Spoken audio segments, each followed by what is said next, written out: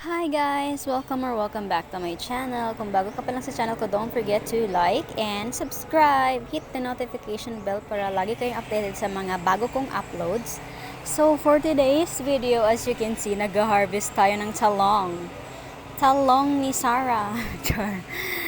Ayan, sobrang healthy ng aming puno ng aming talong, kaya marami tayong na-harvest dyan. Pasensya na sa aking background, maingay kasi yung bahay namin nasa malapit lang sa kalsada, so we have no choice. And now, as you can see, nag-harvest po tayo ng talong. Marami-rami rin yung aking nakuha, guys. Ang sarap. One of my favorite vegetables, ang talong talaga. Kahit kilawin mo, lagyan mo ng suka, o kaya tortang talong, or ginisang talong, lagyan mo ng egg, 'di ba? Sobrang sarap at saka healthy pa. San ka pa? 'Di ba? Ayan, morning na morning yan, nag-harvest po tayo para meron tayong maulam, para tipid. Malapit na tayong matapos, and that is the last one. So, it's done. Ayan na po yung na-harvest ko lahat. Ang dami, 'di ba? Ito naman, I will show you this nung bago pa ako nag-harvest. Ito pala yung itsura niya muna.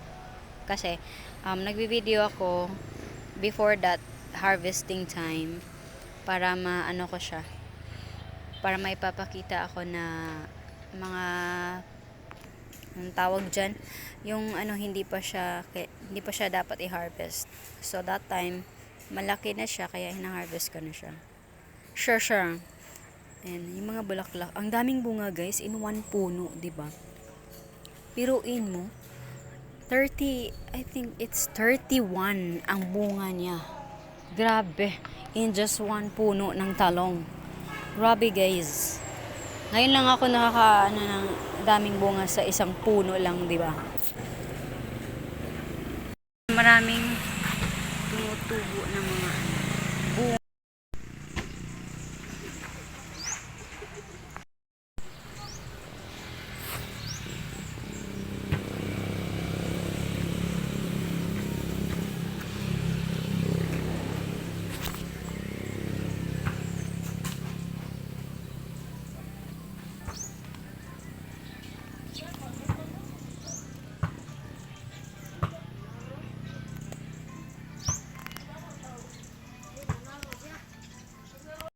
Ayan naman yung siling labuyo.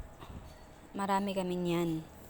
Kasi may siya, madalas ligaw-ligaw lang na bunga kasi yung mga tinatapon lang namin na ginagamit namin, tapos itatapon namin dyan sa may bakanting lote. Tapos tutubo lang siya ng ganyan.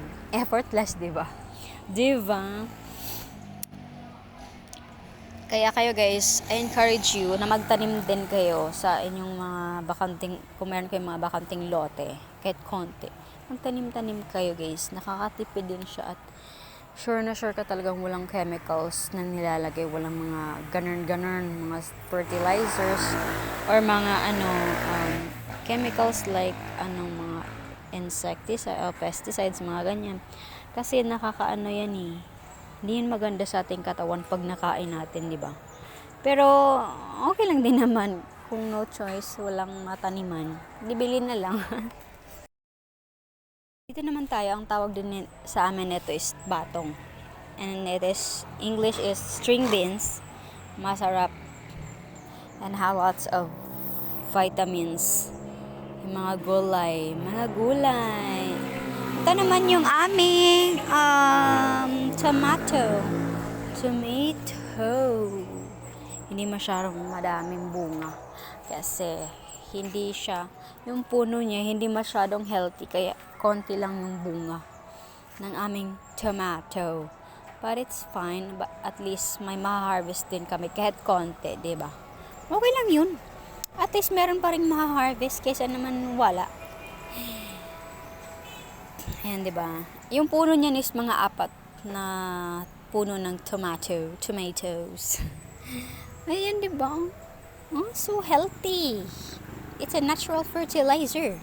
No chemicals added. Here naman is the winter melon and it is called kundol. Kundol, I think. winter melon. Na-harvest namin ng winter melon. At ito siya.